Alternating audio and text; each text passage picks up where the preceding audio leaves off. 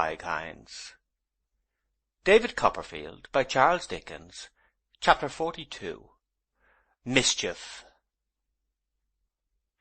I feel as if it were not for me to record, even though this manuscript is intended for no eyes but mine, how hard I worked at that tremendous shorthand, and all improvement appertaining to it, in my sense of responsibility to Dora and her aunts. I will only add to what I have already written of my perseverance at this time of my life, and of a patient and continuous energy which then began to be matured within me, and which I know to be the strong part of my character, if it have any strength at all, that there, on looking back, I find the source of my success. I have been very fortunate in worldly matters. Many men have worked much harder, and not succeeded half so well, but I never could have done what I have done without the habits of punctuality, order, and diligence, without the determination to concentrate on one object at a time, no matter how quickly its successor should come upon its heels, which I then formed. Heaven knows I write this in no spirit of self-laudation. The man who reviews his own life, as I do mine, in going on here from page to page, had need to have been a good man indeed, if he would be spared the sharp consciousness of many talents neglected, many opportunities wasted, many erratic and perverted feelings constantly at war within his breast and defeating him. I do not hold one natural gift, I dare say, that I have not abused. My meaning simply is, that whatever I have tried to do in life, I have tried with all my heart to do well, that whatever I have devoted myself to, I have devoted myself to completely, that in great aims and in small, I have always been thoroughly in earnest. I have never believed it possible that any natural or improved ability can claim immunity from the companionship of the steady, plain, hard-working qualities, and hope to gain its end. There is no such thing as such fulfilment on this earth. Some happy talent and some fortunate opportunity may form the two sides of the ladder on which some men mount, but the rounds of that ladder must be made of stuff to stand wear and tear. There is no substitute for thoroughgoing, ardent, and sincere earnestness. Never to put one hand to anything on which I could throw my whole self, and never to affect deprecation of my work, whatever it was, I find now to have been my golden rules. How much of this practice I have just reduced to precept I owe to Agnes, I will not repeat here. My narrative proceeds to Agnes with a thankful love. She came on a visit of a fortnight to the doctor's. Mr. Wickfield was the doctor's old friend, and the doctor wished to talk with him and do him good. It had been a matter of conversation with Agnes when she was last in town, and this visit was the result. She and her father came together. I was not much surprised to hear from her that she had engaged to find a lodging in the neighbourhood for Mrs. Heep, whose rheumatic complaints required change of air, and who would be charmed to have it in such company. Neither was I surprised when, on the very next day, Uriah, like a dutiful son, brought his worthy mother to take possession. "You see, Master Copperfield," he said, as he forced himself upon my company for a turn in the doctor's garden, "where a person loves, a person is a little jealous, leastways anxious to keep an eye on the beloved one." "Of whom are you jealous now?" said I. "Thanks to you, Master Copperfield," he returned, "of no one in particular just at present. No male person, at least." "Do you mean to say you are jealous of a female person?" He gave me a sidelong glance out of his sinister red eyes, and laughed. "Really, Master Copperfield," he said, "I should say mister, but I know you'll excuse the habit I've got into. You are so insinuating that you draw me like a corkscrew. Well, I don't mind telling you," putting his fish-like hand on mine, "I'm not a ladies' man in general, sir, and I never was with Mrs. Strong." His eyes looked green now as they watched mine with a rascally cunning. "What do you mean?" said I. "Why, though I'm a lawyer, Master Copperfield," he replied with a dry grin, "I mean just at present what I say." "And what do you mean by your luck?" I retorted quietly. "By my luck? Dear me, Copperfield, that's sharp practice. What do I mean by my luck?" "Yes," said I, "by your luck." He seemed very much amused, and laughed as heartily as it was in his nature to laugh. After some scraping of his chin with his hand, he went on to say, with his eyes cast downward, still scraping, very slowly, "When I was but a humble clerk, she always looked down upon me. She was for ever having my Agnes backwards and forwards to her house, and she was for ever being a friend to you, Master Copperfield, but I was too far beneath her myself to be noticed." "Well," said I, "suppose you were?" "And beneath him too," pursued Uriah very distinctly, and in a meditative tone of voice, as he continued to scrape his chin. "Don't you know the doctor better," said I, "than to suppose him conscious of your existence, when you were not before him?" He directed his eyes at me in that sidelong glance again, and made his face very lantern-jawed, for the greater convenience of scraping, as he answered, "Oh dear, I'm not referring to the doctor. Oh no, poor man. I mean Mr. Maldon." My heart quite died within me. All my old doubts and apprehensions on that subject, all the doctor's happiness and peace, all the mingled possibilities of innocence and compromise that I could not unravel, I saw in a moment at the mercy of this fellow's twisting. "He never could come into the office without ordering and shoving me about," said Uriah. "One of your fine gentlemen he was. I was very meek and humble, and I am, but I didn't like that sort of thing, and I don't." He left off scraping his chin, and sucked in his cheeks until they seemed to meet inside, keeping his sidelong glance upon me all the while. "She's one of your lovely women, she is," he pursued when he had slowly restored his face to its natural form, "and ready to be no friend to such as me, I know. She's just the person as will put my Agnes up to higher sort of game. Now, I ain't one of your ladies' men, Master Copperfield, but I've had eyes in my head a pretty long time back.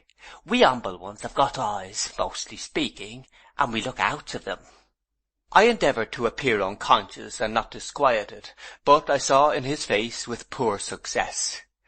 "Now, I'm not a-going to let myself be run down, Copperfield," he continued, raising that part of his countenance where his red eyebrows would have been, if he had had any, with malignant triumph. "And I shall do what I can to put a stop to this friendship. I don't approve of it. I don't mind acknowledging to you that I've got rather a grudging disposition, and want to keep off all intruders. I ain't a-going, if I know it, to run the risk of being plotted against." "You were always plotting, and delude yourself into the belief that everybody else is doing the like, I think," said I.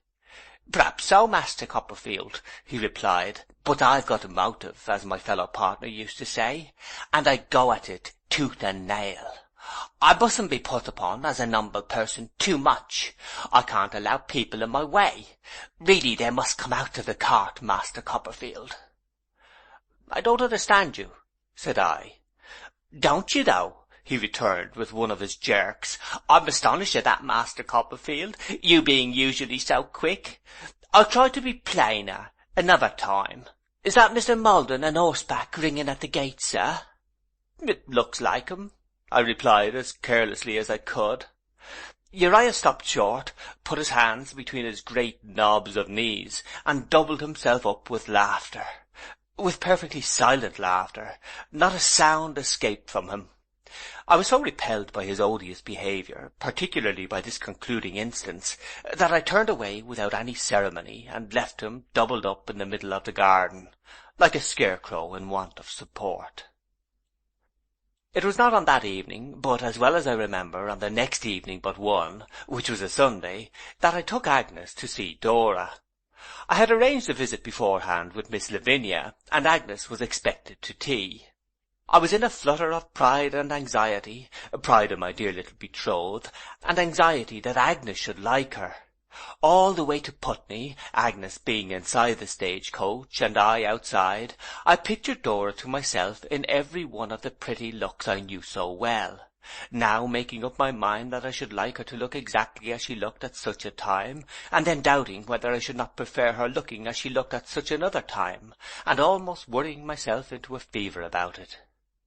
I was troubled by no doubt about her being very pretty, in any case, but it fell out that I had never seen her look so well. She was not in the drawing-room when I presented Agnes to her little aunts, but was shyly keeping out of the way. I knew where to look for her now, and sure enough I found her stopping her ears again behind the same dull old door. At first she wouldn't come at all, and then she pleaded for 5 minutes by my watch.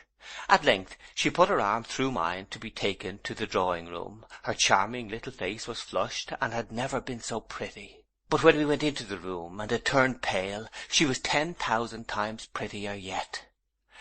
Dora was afraid of Agnes. She had told me that she knew Agnes was too clever. But when she saw her looking at once so cheerful and so earnest and so thoughtful and so good, she gave a faint little cry of pleased surprise, and just put her affectionate arms round Agnes's neck and laid her innocent cheek against her face. I never was so happy. I never was so pleased as when I saw those two sit down together side by side, as when I saw my little darling looking up so naturally to those cordial eyes, as when I saw the tender, beautiful regard which Agnes cast upon her. Miss Lavinia and Miss Clarissa partook, in their way, of my joy. It was the pleasantest tea-table in the world. Miss Clarissa presided. I cut and handed the sweet seed cake. The little sisters had a bird-like fondness for picking up seeds and pecking at sugar. Miss Lavinia looked on with benignant patronage, as if our happy love were all her work, and we were perfectly contented with ourselves and one another. The gentle cheerfulness of Agnes went to all their hearts. Her quiet interest in everything that interested Dora, her manner of making acquaintance with Jip, who responded instantly, her pleasant way when Dora was ashamed to come over to her usual seat by me, her modest grace and ease, eliciting a crowd of blushing little marks of confidence from Dora, seemed to make our circle quite complete. "I am so glad," said Dora after tea, "that you like me. I didn't think you would, and I want more than ever to be liked now Julia Mills is gone." I have omitted to mention it, by the by.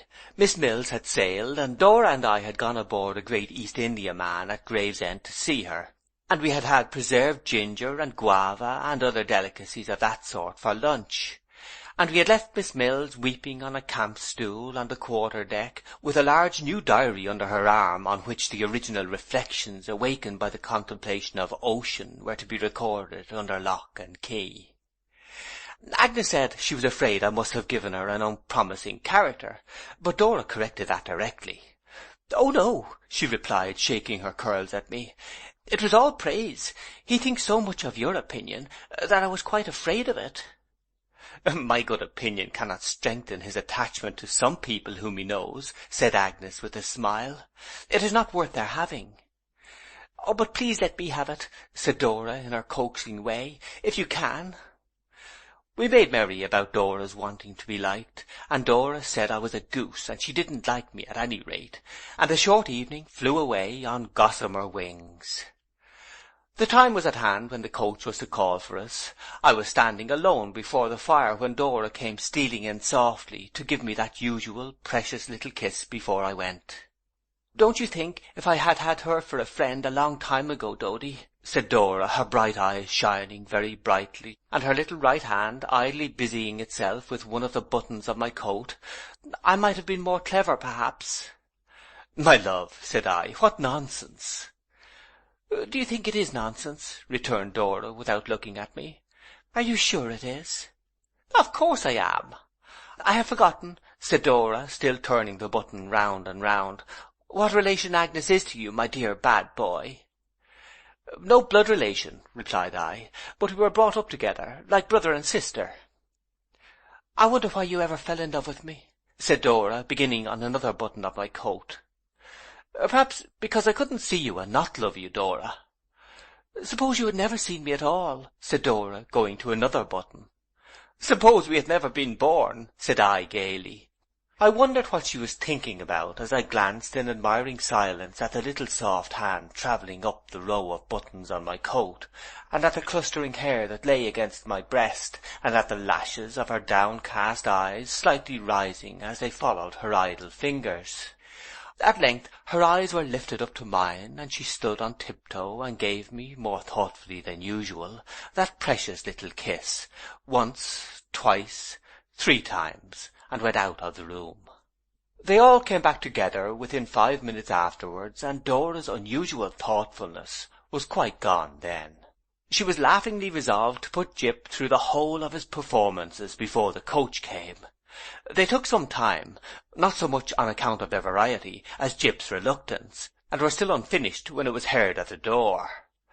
There was a hurried but affectionate parting between Agnes and herself, and Dora was to write to Agnes, who was not to mind her letters being foolish, she said, and Agnes was to write to Dora, and they had a second parting at the coach door, and a third when Dora, in spite of the remonstrances of Miss Lavinia, would come running out once more to remind Agnes at the coach window about riding, and to shake her curls at me on the box. The stage-coach was to put down near Covent Garden, where we were to take another stage-coach for Highgate. I was impatient for the short walk in the interval, that Agnes might praise Dora to me. Ah, what praise it was! How lovingly and fervently did it commend the pretty creature I had won, with all her artless graces best displayed, to my most gentle care! How thoughtfully remind me, yet with no pretence of doing so, of the trust in which I held the orphan child! Never, never had I loved Dora so deeply and truly as I loved her that night. When we had again alighted, and were walking in the starlight along the quiet road that led to the doctor's house, I told Agnes it was her doing. "When you were sitting by her," said I, "you seemed to be no less her guardian angel than mine, and you seem so now, Agnes." "A poor angel," she returned, "but faithful." The clear tone of her voice, going straight to my heart, made it natural to me to say, "The cheerfulness that belongs to you, Agnes, and to no one else that ever I have seen, is so restored, I have observed to-day, that I have begun to hope you are happier at home." "I am happier in myself," she said. "I am quite cheerful and light-hearted." I glanced at the serene face looking upward, and thought it was the stars that made it seem so noble. "There has been no change at home," said Agnes after a few moments. "No fresh reference," said I, "I wouldn't distress you, Agnes, but I cannot help asking, to what we spoke of when we parted last?" "No, none," she answered. "I've thought so much about it." "You must think less about it. Remember that I confide in simple love and truth at last. Have no apprehensions for me, Trotwood," she added after a moment. "The step you dread my taking, I shall never take." Although I think I had never really feared it in any season of cool reflection, it was an unspeakable relief to me to have this assurance from her own truthful lips. I told her so earnestly. "And when this visit is over," said I, "for we may not be alone another time, how long is it likely to be, my dear Agnes, before you come to London again?" "Probably a long time," she replied. "I think it will be best, for papa's sake, to remain at home. We are not likely to meet often for some time to come, but I shall be a good correspondent of Dora's, and we shall frequently hear of one another that way." We were now within the little courtyard of the doctor's cottage. It was growing late. There was a light in the window of Mrs. Strong's chamber, and Agnes, pointing to it, bade me good night. "Do not be troubled," she said, giving me her hand, "by our misfortunes and anxieties. I can be happier in nothing than in your happiness. If you can ever give me help, rely upon it, I will ask you for it. God bless you always." In her beaming smile, and in these last tones of her cheerful voice, I seemed again to see and hear my little Dora in her company. I stood a while looking through the porch at the stars, with a heart full of love and gratitude, and then walked slowly forth. I had engaged a bed at a decent alehouse close by, and was going out at the gate when, happening to turn my head, I saw a light in the doctor's study. A half-reproachful fancy came into my mind that he had been working on the dictionary without my help, with a view of seeing if this were so, and, in any case, of bidding him good night if he were yet sitting among his books. I turned back, and, going softly across the hall and gently opening the door, looked in. The first person whom I saw, to my surprise by the sober light of the shaded lamp, was Uriah. He was standing close beside it, with one of his skeleton hands over his mouth, and the other resting on the doctor's table. The doctor sat in his study chair, covering his face with his hands. Mr. Wickfield, sorely troubled and distressed, was leaning forward, irresolutely touching the doctor's arm. For an instant I supposed that the doctor was ill. I hastily advanced a step under that impression, when I met Uriah's eye, and saw what was the matter. I would have withdrawn, but the doctor made a gesture to detain me, and I remained. "At any rate," observed Uriah, with a writhe of his ungainly person, "we may keep the door shut. We needn't make it known to all the town." Saying which, he went on his toes to the door, which I had left open, and carefully closed it. He then came back and took up his former position. There was an obtrusive show of compassionate zeal in his voice and manner, more intolerable, at least to me, than any demeanour he could have assumed. "I have felt it incumbent upon me, Master Copperfield," said Uriah, "to point out to Dr. Strong what you and me have already talked about. You didn't exactly understand me, though." I gave him a look, but no other answer, and, going to my good old master, said a few words that I meant to be words of comfort and encouragement. He put his hand upon my shoulder, as it had been his custom to do when I was quite a little fellow, but did not lift his grey head. "As you didn't understand me, Master Copperfield," resumed Uriah in the same officious manner, "I may take the liberty of humbly mentioning, being among friends, that I have called Dr. Strong's attention to the goings-on of Mrs. Strong. It is much against the grain with me, I assure you, Copperfield, to be concerned in anything so unpleasant, but really, as it is, we're all mixing ourselves up with what oughtn't to be. That was what my meaning was, sir, when you didn't understand me." I wonder now, when I recall his leer, that I did not collar him and try to shake the breath out of his body. "I dare say I didn't make myself very clear," he went on, "nor you neither. Naturally, we was both of us inclined to give such a subject a wide berth. Howsoever, at last I have made up my mind to speak plain, and I have mentioned to Dr. Strong that— Did you speak, sir?" This was to the doctor, who had moaned. The sound might have touched any heart, I thought, but it had no effect upon Uriah's. "Mention to Dr. Strong," he proceeded, "that anyone may see that Mr. Maldon and the lovely and agreeable lady as is Dr. Strong's wife are two sweets on one another. Really, the time is come, we being at present all mixing ourselves up with what oughtn't to be, when Dr. Strong must be told that this was full as plain to everybody as the sun, before Mr. Maldon went to India, that Mr. Maldon made excuses to come back, for nothing else, and that he's always here for nothing else. When you come in, sir, I was just putting it to my fellow partner," towards whom he turned, "to say to Dr. Strong, upon his word and honour, whether he'd ever been of this opinion long ago or not. Come, Mr. Wickfield, sir, would you be so good as to tell us, yes or no, sir? Come, partner." "For God's sake, my dear doctor," said Mr. Wickfield, again laying his irresolute hand upon the doctor's arm, "don't attach too much weight to any suspicions I may have entertained." "There!" cried Uriah, shaking his head. "What a melancholy confirmation, ain't it? Him! Such an old friend! Bless your soul! When I was nothing but a clerk in his office, Copperfield. I've seen him 20 times, if I've seen him once, quite in a taking about it. Quite put out, you know, and very proper in him as a father. I'm sure I can't blame him, to think that Agnes was mixing herself up in what oughtn't to be." "My dear Strong," said Mr. Wickfield in a tremulous voice, "my good friend, I needn't tell you that it has been my vice to look for some one master motive in everybody, and to try all actions by one narrow test.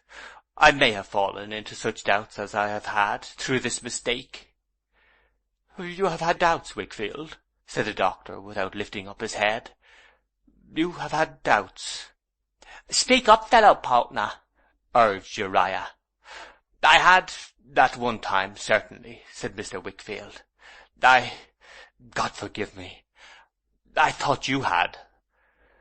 "No, no, no," returned the doctor in a tone of most pathetic grief.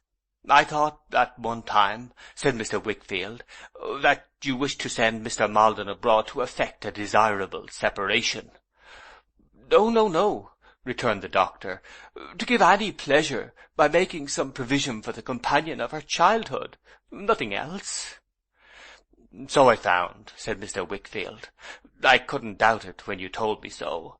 But I thought, I implore you to remember the narrow construction which has been my besetting sin, that In a case where there was so much disparity in point of years.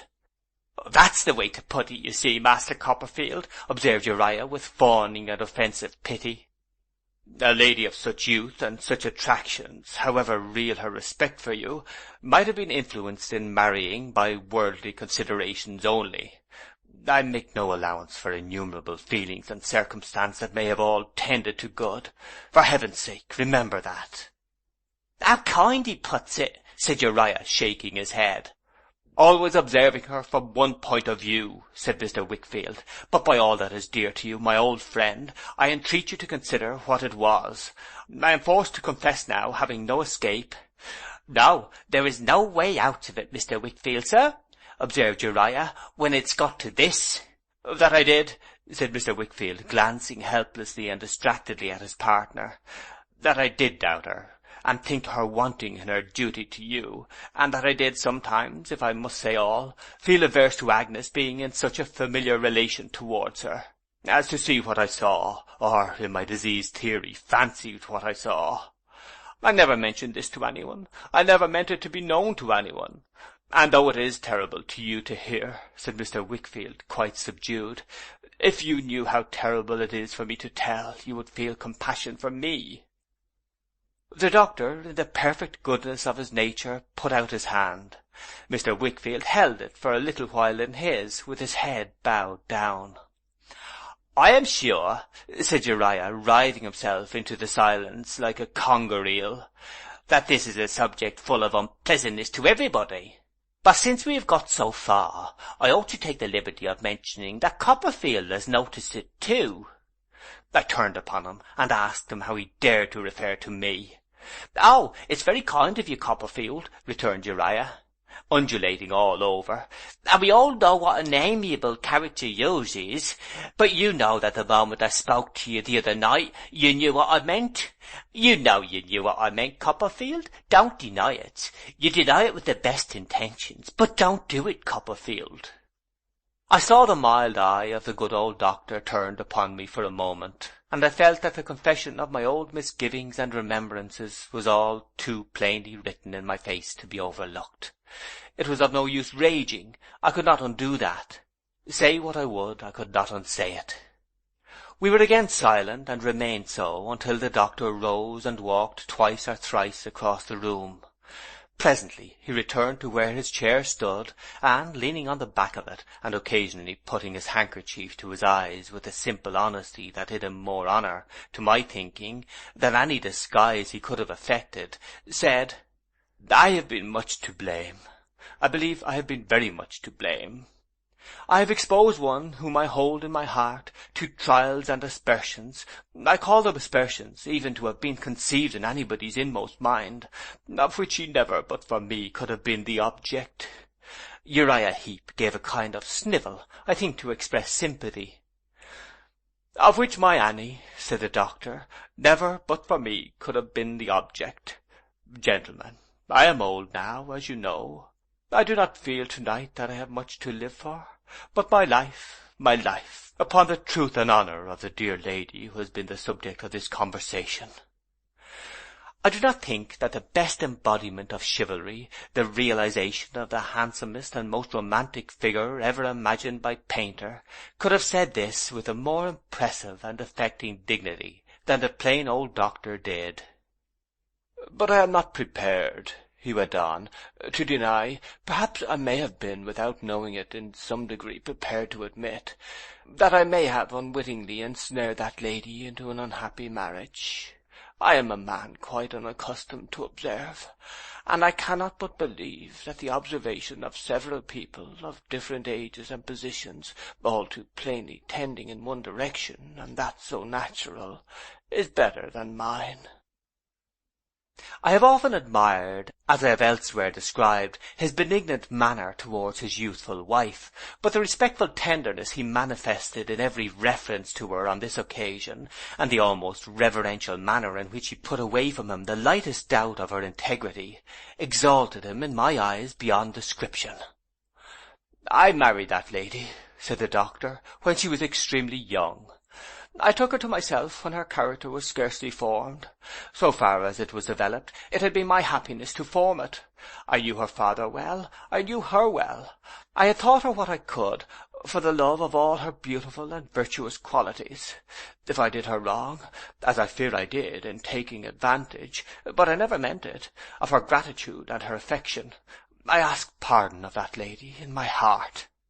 He walked across the room and came back to the same place, holding the chair with a grasp that trembled, like a subdued voice in its earnestness. I regarded myself as a refuge for her from the dangers and vicissitudes of life. I persuaded myself that, unequal though we were in years, she would live tranquilly and contentedly with me. I did not shut out of my consideration the time when I should leave her free, and still young and still beautiful, but with her judgment more matured, no gentleman, upon my truth. His homely figure seemed to be lightened up by his fidelity and generosity. Every word he uttered had a force that no other grace could have imparted to it. My life with this lady has been very happy. Until to-night I have had uninterrupted occasion to bless the day on which I did her great injustice. His voice, more and more faltering in the utterance of these words, stopped for a few moments. Then he went on. Once awakened from my dream, I have been a poor dreamer in one way or other all my life, I see how natural it is that she should have some regretful feeling towards her old companion and her equal. That she does regard him with some innocent regret, with some blameless thoughts of what might have been but for me, is, I fear, too true. Much that I have seen but not noted has come back upon me with new meaning during this last trying hour. But beyond this, gentleman, the dear lady's name must never be coupled with a word, a breath of doubt. For a little while his eye kindled and his voice was firm. For a little while he was again silent. Presently he proceeded as before. It only remains for me to bear the knowledge of the unhappiness I have occasioned, as submissively as I can. It is she who should reproach, not I. To save her from misconstruction, cruel misconstruction, that even my friends have not been able to avoid, becomes my duty. The more retired we live, the better I shall discharge it, and when the time comes, may it come soon, if it be his merciful pleasure, when my death shall release her from constraint, I shall close my eyes upon her honoured face with unbounded confidence and love, and leave her, with no sorrow then, to happier and brighter days. I could not see him for the tears which his earnestness and goodness, so adorned by and so adorning, the perfect simplicity of his manner, brought into my eyes. He had moved to the door when he added, Gentlemen, I have shown you my heart. I am sure you will respect it. What we have said to-night is never to be said more. Wickfield, give me an old friend's arm upstairs. Mr. Wickfield hastened to him. Without interchanging a word, they went slowly out of the room together, Uriah looking after them. Well, Master Copperfield, said Uriah, meekly turning to me, the thing hasn't quite took the turn that might have been expected. For the old scholar, what an excellent man, is as blind as a brickbat, but this family's out of the court, I think. I needed but the sound of his voice to be so madly enraged as I never was before, and never have been since. You villain, said I, what do you mean by entrapping me into your schemes? How dare you appeal to me just now, you false rascal, as if we had been in discussion together? As we stood front to front, I saw so plainly in the stealthy exultation of his face what I already so plainly knew. I mean, that he forced his confidence upon me, expressly to make me miserable, and had set a deliberate trap for me in this very matter, that I couldn't bear it. The whole of his lank cheek was invitingly before me, and I struck it with my open hand with that force that my fingers tingled as if I had burnt them. He caught the hand in his, and we stood in that connection looking at each other. We stood so a long time, long enough for me to see the white marks of my fingers die out of the deep red of his cheek, and leave it a deeper red.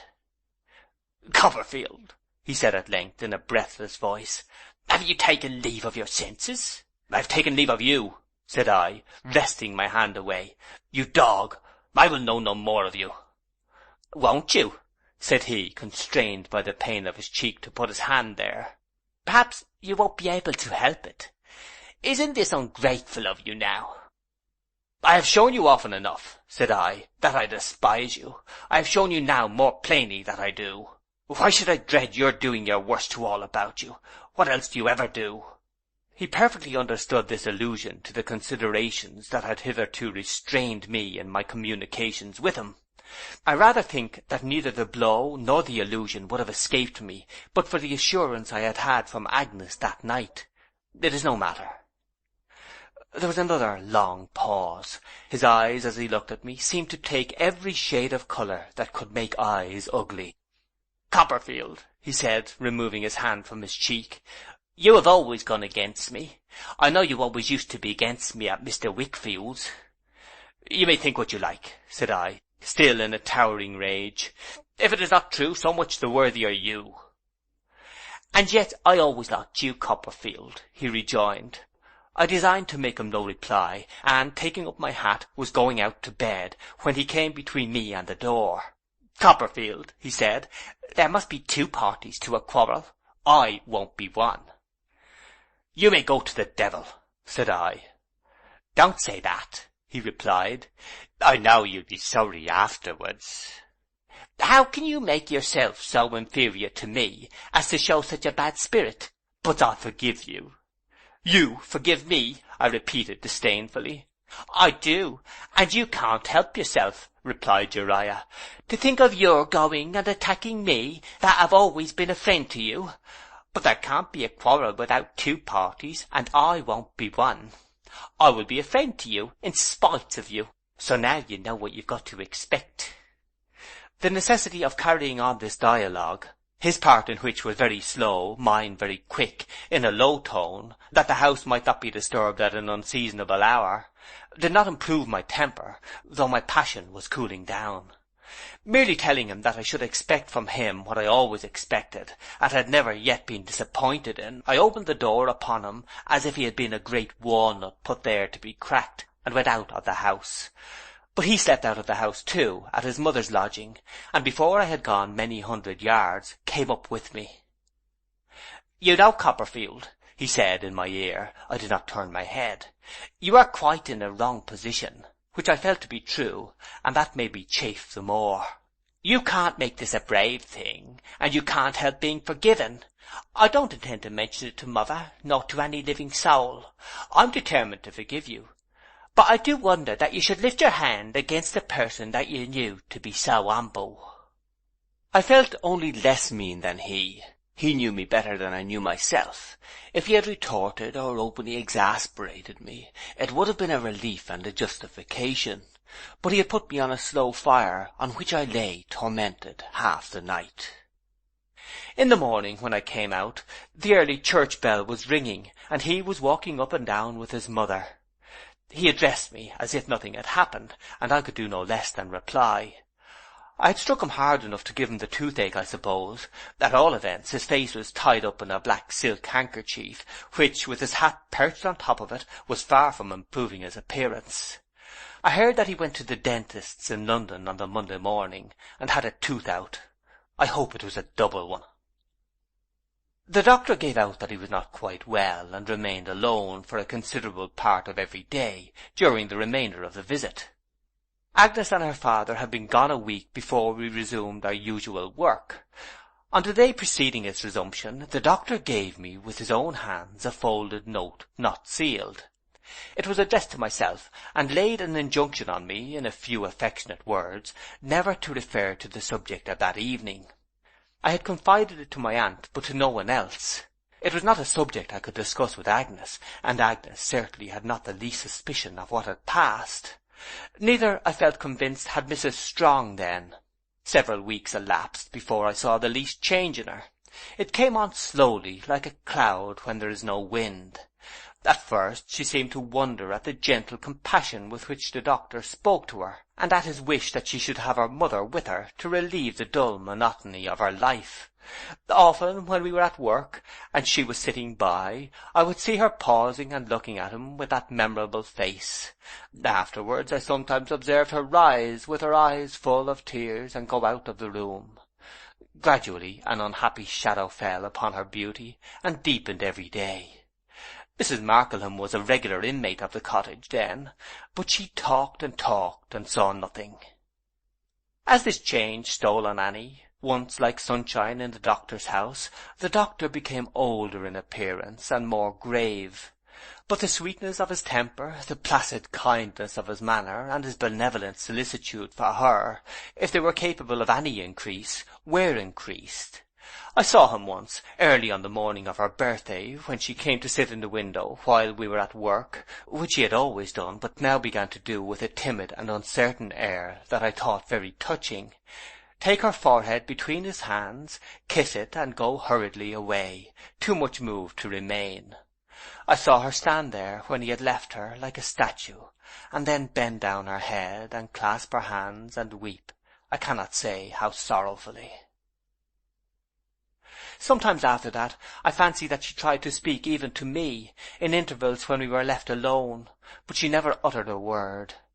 The doctor always had some new project for her, participating in amusements away from home with her mother, and Mrs. Markleham, who was very fond of amusements, and very easily dissatisfied with anything else, entered into them with great good will, and was loud in her commendations. But Annie, in a spiritless, unhappy way, only went whither she was led, and seemed to have no care for anything.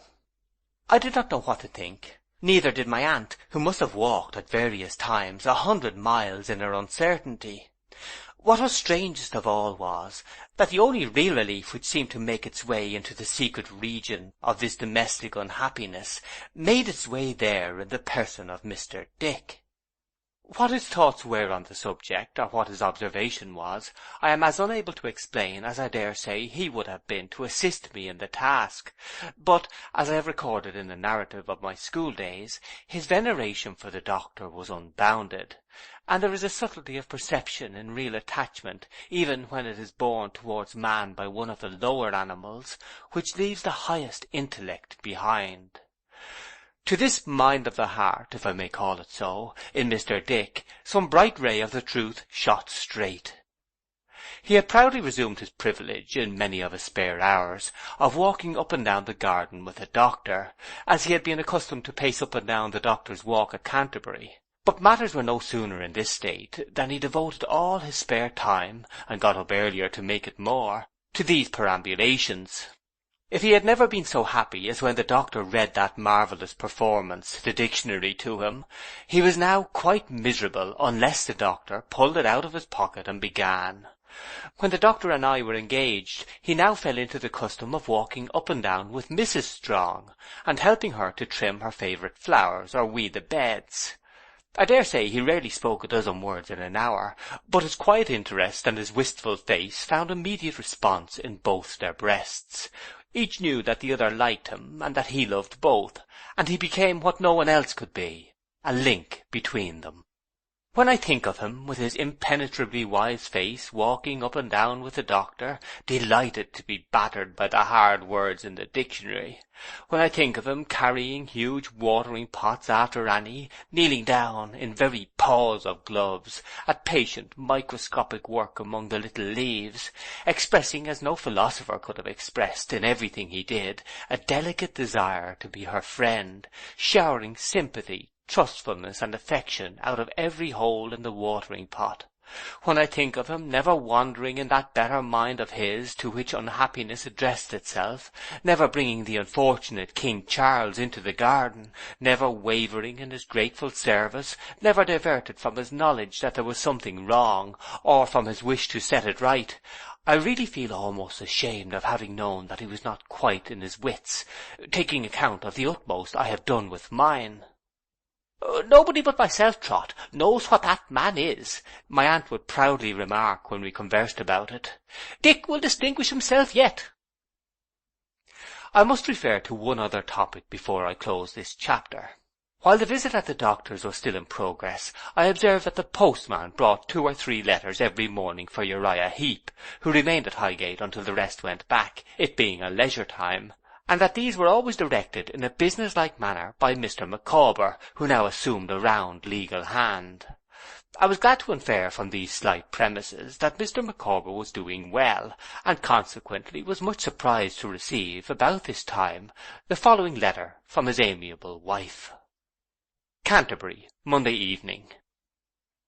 You will doubtless be surprised, my dear Mr. Copperfield, to receive this communication, still more so by its contents, still more so by the stipulation of implicit confidence which I beg to impose. But my feelings as a wife and mother require relief, and as I do not wish to consult my family, already obnoxious to the feelings of Mr. Micawber, I know no one of whom I can better ask advice than my friend and former lodger. You may be aware, my dear Mr. Copperfield, that between myself and Mr. Micawber, whom I will never desert, there has always been preserved a spirit of mutual confidence. Mr. Micawber may have occasionally given a bill without consulting me, or he may have misled me as to the period when that obligation would become due. This has actually happened. But in general, Mr. Micawber has had no secrets from the bosom of his affection, I allude to his wife, and has invariably, on our retirement to rest, recalled the events of the day. You will picture to yourself, my dear Mr. Copperfield, what the poignancy of my feelings must be, when I inform you that Mr. Micawber is entirely changed. He is reserved, he is secret, his life is a mystery to the partner of his joys and sorrows. I again allude to his wife. And if I should assure you that beyond knowing that it is passed from morning to night at the office, I now know less of it than I do of the man in the south, connected with whose mouth the thoughtless children repeat an idle tale respecting cold plum porridge, I should adopt the popular fallacy to express an actual fact. But this is not all. Mr. Micawber is morose, he is severe, he is estranged from our eldest son and daughter, he has no pride in his twins, he looks with an eye of coldness even on the unoffending stranger who last became a member of our circle. The pecuniary means of meeting our expenses, kept down to the utmost farthing, are obtained from him with great difficulty, and even under fearful threats that he will settle himself, the exact expression, and he inexorably refuses to give any explanation whatever of this distracting policy. This is hard to bear, this is heart-breaking.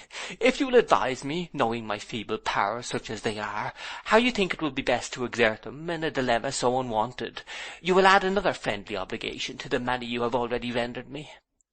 With loves from the children, and a smile from the happily unconscious stranger, I remain, dear Mr. Copperfield, your afflicted Emma Micawber. I did not feel justified in giving a wife of Mrs. Micawber's experience any other recommendation than that she should try to reclaim Mr. Micawber by patience and kindness, as I knew she would in any case, but the letter set me thinking about him very much. End of chapter 42.